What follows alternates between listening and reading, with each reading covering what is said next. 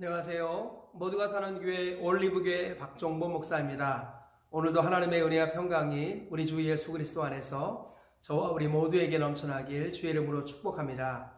오늘은 시편 29편 1절에서 11절 말씀에 근거해서 온 땅에 가득한 여호와의 소리라는 제목으로 하나님 말씀을 전하도록 하겠습니다. 시편 29편도 다윗의 시입니다. 다윗이 온 땅에 가득한 하나님의 소리를 찬양하고 있습니다. 오늘 본문 말씀을 살펴보시고 이 다윗의 노래를 통해서 오늘 우리에게 들려주시는 하나님의 음성을 들으시고 아름다운 변화를 이루시기를 주의 이름으로 축복합니다. 오늘 본문의 내용을 먼저 살펴보도록 하겠습니다. 첫째로 다윗이 하나님께 영광을 돌리고 거룩한 옷을 입고 그분을 예배하라 라고 말씀하고 있습니다. 우리 1절과 2절에 이렇게 말씀합니다. 너희 권능 있는 자들아 영광과 능력을 여호와께 돌리고 돌릴지어다. 여호와께 그의 이름에 합당한 영광을 돌리며 거룩한 옷을 입고 여호와께 예배할지어다. 네, 다윗이 온 땅에 가득한 하나님의 영광을 보면서 하나님을 예배하고 하나님을 영화롭게 하라, 하나님을 영광스럽게 하라 하고 찬양하며 또 명령하며 선포하고 외치고 있습니다. 두 번째로 다윗은 여호와의 소리가 온 땅에 가득하도다 라고 외치고 있습니다. 오늘 3절부터 7절까지 보면 여호와의 소리라는 말이 7번이나 나오는데요. 한번 보도록 하겠습니다. 여호와의 소리가 물 위에 있도다. 영광의 하나님이 우레소리를 내시니 여호와는 많은 물 위에 계시도다. 여호와의 소리가 힘 있으며 여호와의 소리가 위엄차도다. 여호와의 소리가 백향목을 꺾으시며 여호와께서 레바논 백향목을 꺾어 부수시도다. 그 나무를 송아지같이 뛰게 하시며 레바논과 시론으로 들송아지같이 뛰게 하시는도다.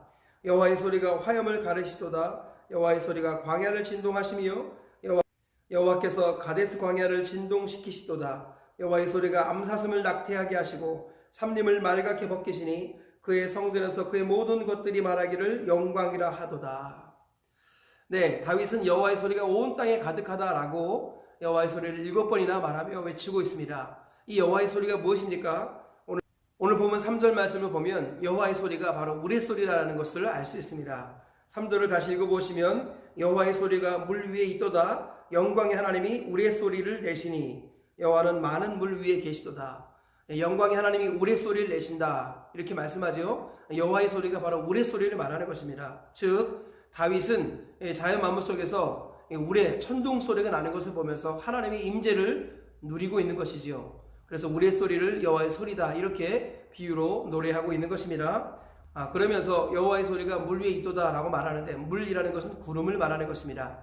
천둥 번개가 구름에서 일어나지요. 그것을 보고서 다윗이 여호와의 소리가 물 위에 있도다 이렇게 표현하고 있는 것입니다.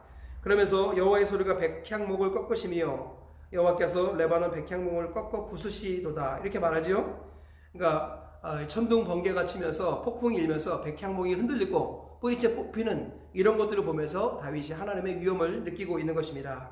그리고 여호와의 소리가 화염을 가르시도다. 이 말은 천둥 속에서 번개가 치는 이런 모습을 떠오르게 만들지요.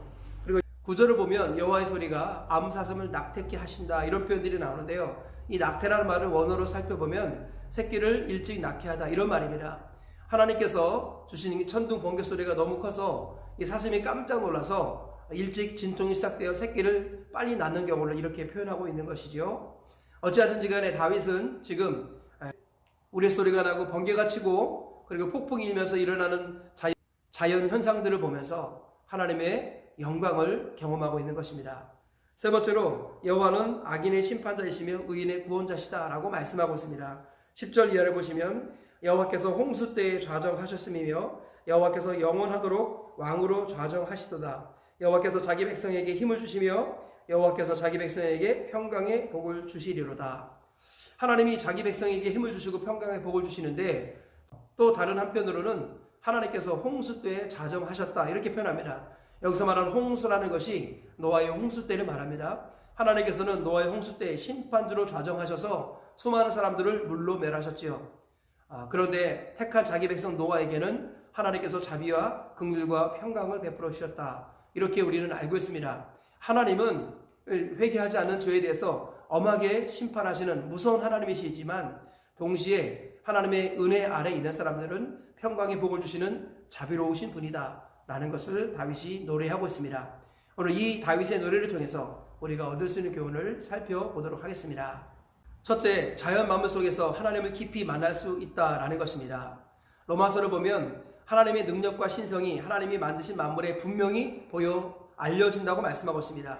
하나님의 능력과 신성은 하나님이 만드신 자연 만물에 그대로 기록되어 있습니다. 화가가 그림을 그리면 그 화가의 영성과 인격, 화가의 성향 이런 것들이 그림에 묻어나지요.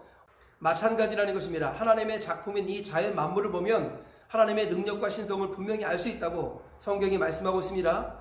그런데 많은 사람이 양심의 화인을 맞아서 죄로 말미암아 하나님을 향한 감각을 잃어버리고 말았죠. 그래서 양심을 무시하고 하나님을 찾지 못하는 이런 정말 안타까운 현실에 임하게 되었습니다. 그래서 하나님께서 그러한 사람들을 불쌍히 여기셔서 하나님의 아들 예수님을 우리 가운데 보내주신 줄 믿습니다.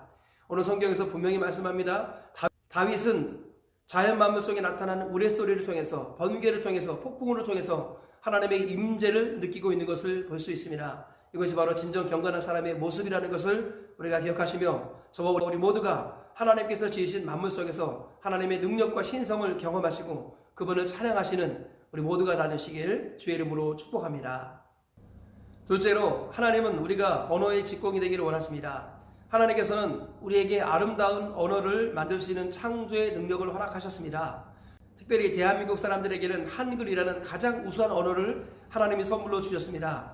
우리는 이 언어를 가지고 하나님을 노래하고 하나님을 찬양해야 되는데요. 똑같은 말이 아니라 다른 말과 다른 언어로, 아름다운 언어로 하나님을 찬양하고 또 복음을 자랑하는 언어의 직공이 되기를 원하십니다. 다윗은 우레소리 하나를 가지고 여호와의 소리라고 표현하고 또 하나님께서 온 땅 가운데 역사하시는 것을 아름다운 언어로 표현했습니다. 하나님께서는 성도가 다윗과 같이 언어의 직공이 되기를 원하십니다. 특히 언어의 직공이라는 문장을 떠올리면서 저는 세 가지 단어가 떠올랐습니다. 첫 번째로는 의인, 두 번째로는 시인, 세 번째로는 광인이라는 것입니다. 하나님께서는 성도가 의인으로 살기를 원하십니다. 예수 그리스도의 십자가 보혈의 피로 말미암아 의롭게 되어서 의인다운 삶을 살아야 할 줄 믿습니다. 하나님, 우리가 예수 그리스도로 옷 입고 하나님의 자녀답게 살기를 원하십니다. 그리고 하나님께서는 성도가 시인이 되기를 원하십니다. 아름다운 언어로 하나님을 찬양하고 노래하고 아름다운 언어로 하나님을 자랑하는 그런 언어의 시인이 되기를 원하시는 것이죠. 그리고 하나님, 우리가 광인이 되기를 원하십니다. 사명에 미친 사람 되기를 원하십니다. 불광불급이라, 미치지 않으면 미칠 수 없다. 고 옥하는 목사님이 우리에게 남겼던 말씀 중에 하나이죠. 미치지 않으면 미칠 수가 없는 것입니다. 우리가 사명에 미치지 않으면 하나님 나라에 이를 수 없는 것입니다. 하나님께서는 우리가 사명에 미치는 광인 되기를 원하시는 것입니다. 성도는 언어의 직공이 되어야 마땅합니다. 하나님께서 주신 창조의 능력으로 아름다운 언어를 만들고 그 언어를 통하여 우리가 나아갈 길들을 만들고 그 언어를 통하여 하나님을 드러내고 그 언어를 통하여 삶의 가치와 의미를 발견하고 그것을 말할 수 있어야겠습니다. 특별히 성도는 의인이 되어야 하며 시인이 되어야 하며 광인이 되어야 합니다. 저와 우리 모두가 하나님 주신 아름다운 언어의 직공이 되어서 의인으로 살고 시인으로 살고 광인으로 살다가 하나님 앞에 가시는 저와 우리 모두가 되시길 주의 이름으로 축복합니다.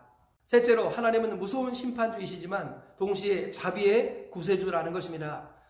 다윗은 우레소리와 같은 하나님의 목소리를 찬양하고 노래합니다. 그러면서 동시에 하나님의 성품을 드러내는데요, 하나님께서는 홍수 중에 좌정하시는 두려운 하나님이셨습니다. 동시에 그럼에도 불구하고 자기 백성을 사랑하셔서 하나님께서 보호하시고 은혜와 긍휼을 베푸시고 평강을 주시고 힘을 주시겠다고 노래하고 있습니다. 하나님께서는 회개하지 않은 죄에 대해서는 무섭게 벌하시는 심판주이십니다. 동시에 예수 그리스도 안에 있는 사람들에게 사랑을 영원히 베풀어 주시는 자비의 하나님이십니다. 하나님께서는 심판주이시며 동시에 구세주라는 것입니다. 우리가 이 사실을 꼭 기억하시면서 날마다 우리가 갖고 있는 수많은 연약함과 죄악들을 회개하고 자복하며 예수님의 보혈을 의지하시기를 축복합니다. 그리하여 무서운 심판주의 하나님이 아니라 자비로운 사랑의 하나님으로, 구세주 하나님으로 우리에게 다가오시는 은혜를 누리시기를 주의 이름으로 축복합니다. 말씀의 결론을 맺겠습니다. 오늘 우레소리를 통해서 여호와의 소리를 온 땅 가운데서 발견한 이 다윗의 아름다운 노래를 통해서 세 가지 교훈을 발견했습니다. 첫째로, 자연 만물 속에서 하나님을 깊이 만날 수 있다는 것입니다. 하나님의 능력과 신성이 하나님께서 지신 만물에 분명히 드러난다는 것을 잊지 말고 만물 속에서 하나님을 만나시는 우리 모두가 되시기를 축복합니다. 둘째로, 하나님께서는 성도가 언어의 직공이 되기를 원하십니다. 하나님은 우리를 의인으로 부르셨지만 시인이 되기 원하시며 나아가 광인의 삶을 살기 원하십니다. 저와 우리 모두가 어느 직공되어 의인, 시인, 광인의 삶을 사시기를 축복합니다. 세 번째로 하나님은 무서운 심판주이시지만 동시에 자비로운 구세주라는 것을 기억하시기 바랍니다. 예수 그리스도 안에서 무서운 하나님이 자비의 하나님으로 다가오는 놀라운 은혜를 평생 누리시다가 천국까지 가시는 저와 우리 모두가 되시길 주의 이름으로 축복합니다.